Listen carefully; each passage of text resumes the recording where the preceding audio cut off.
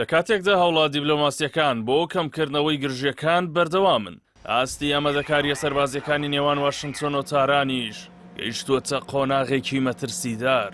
بە پێی راپۆرتێکی ئاژانسی ڕۆیتەرس، سوپای ئەمریکا خۆی بۆ ئەگەری ئۆپەراسیۆنێکی سەربازی درێژخایەن دژی ئێران ئامادە دەکات کە ڕەنگە چەند هەفتەیەک بخایەنێت. بەڵام ئەم جارە تەنها دامەزراوە ئەتۆمیەکان ناگرێتەوە، بەڵکو فراوانتر دەبێت و پەل بۆ دامەزراوە ئەمنی و حکوومیەکانیش دەهاوێت.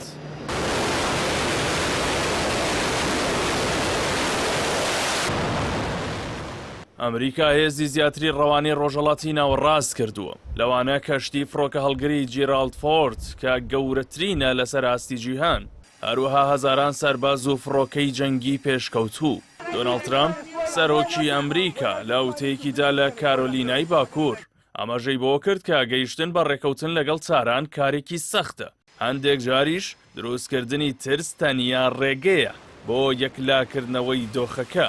ئەم لێدوانانە هۆشداریەکی ڕاستە و خۆن بۆ تاران کە لاگەری شکستهێنانی گفتوگۆ واشنگتن ئامادەیە بژاردەی سەربازی بەکار بهێنێت.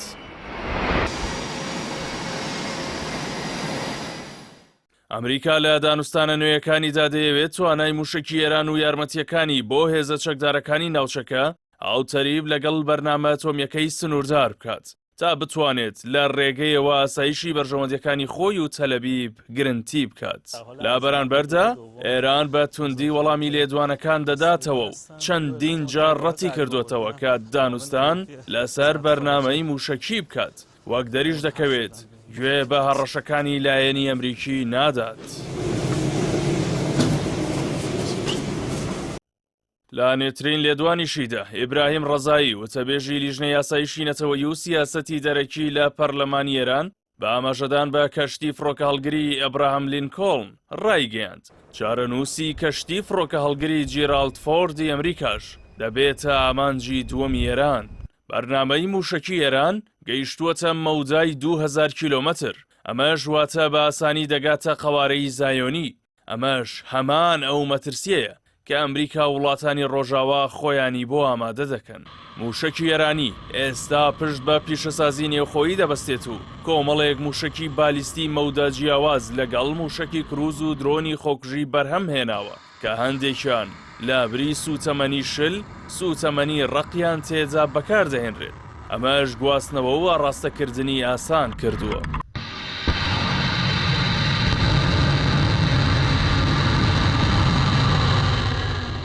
لە ئێستادا دوو موشک وەک بەهێزترین و مەترسیدارترین موشکەکانی ئێران هەژمار دەکرێن. ئەوانیش یەکەم موشکی خوڕەمشەهر 4 بە ناوی خەیبەر کە 2000 کیلۆمەتر دەبڕێت.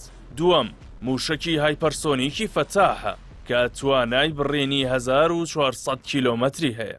هەردوو ئەو موشەکە توانای بەرزیان لە پێکانی ئامانج و تێپەڕاندنی سیستمی بەرگری ئاسمانی پاتریۆتی ئەمریکی و گومەزی یاسنینی قەوارەی زایۆنی هەیە.